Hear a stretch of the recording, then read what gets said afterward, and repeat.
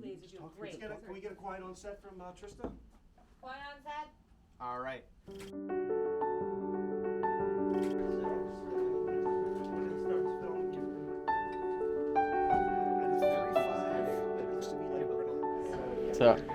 What's up, man? And then like returning apologies, I'm just like immediate so swamped by silence, and I know like without like a helping of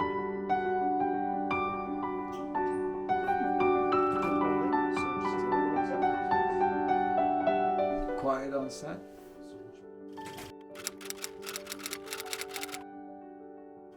So this project is a collaboration between Blackburn, ESCA, and Evolve. Last year we did a piece on abuse and how it affects disabled people.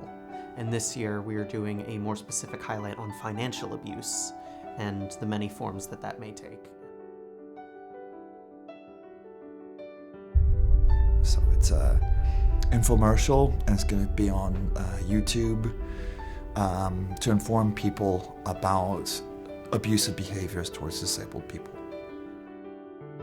Because we aren't seeing the kinds of changes in neurotypical behaviors towards autistic people, there still is a far way to go for equality and also even for advocacy and society to make changes that we feel that is needed in order for us to be able to perform in the film industry and any industry, you know, to be a part of a workplace, to be a part of society, etc.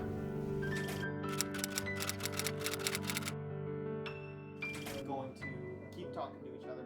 I'm helping film and move stuff back and forth. Do you know what we're calling you? What your job actually is on set? No, I don't know what You're a it is. grip.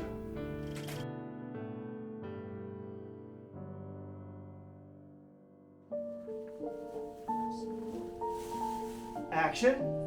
Start talking. You know, I was apprehensive at first because this is my first time directing. I've always either been behind the camera or I've been a sound person. I've never really thought of myself kind of running the show, directing talent. You know, that's not really something that I ever considered in my wheelhouse, but it's been a really enlightening experience. It's been a really exciting experience, and I've discovered that I'm actually not half bad at it.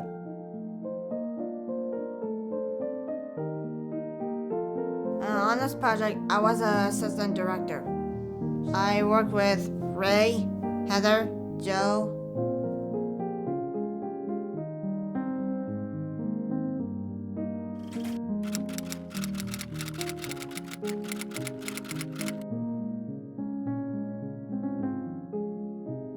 I think it'll help people who feel powerless, because, you know, they'll get to feel more human. Disabled people should feel empowered. I think we should advocate for to give them a voice. You know, I do think that this will speak to people who feel like that powerlessness, that helplessness about like their own rights or decisions, financial or otherwise. I think whenever we were kind of discussing scenes, some of the ideas I pulled were specifically I have heard from other people, friends telling me stories about things that have happened to them, from like caretakers, parents, things, people of that nature, taking advantage of them financially, either like forcing them to pay for something that they didn't want or borrowing money and never returning it. This will resonate a lot with those sorts of people, these people who have been through this and will recognize a lot of these scenarios as things they've been through and really feel a connection.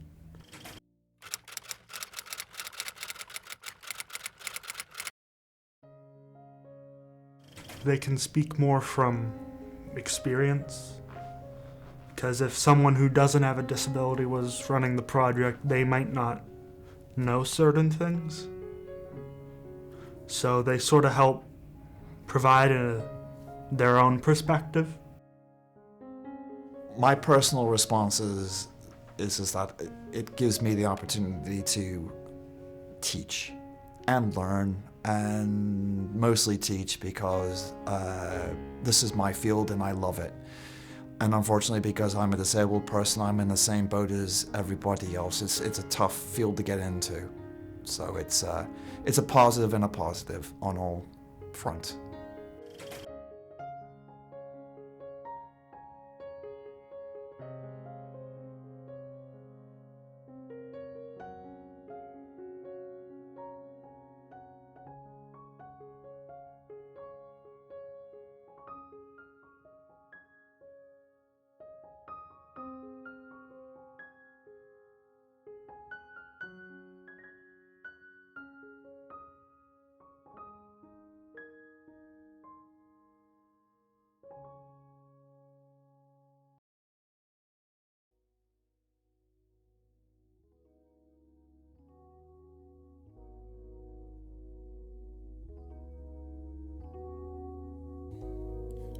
Find a good, find a good, gotta find a good, find a good, find a good, find a good. Show rise, show by they don't see. Gotta find a good in me. I'm dying to know if they'll know me. Gotta find the good in me. I try to show, but they don't see. Gotta find the good in me. I'm dying to know if they'll know me. Gotta find the good in me. Try to show.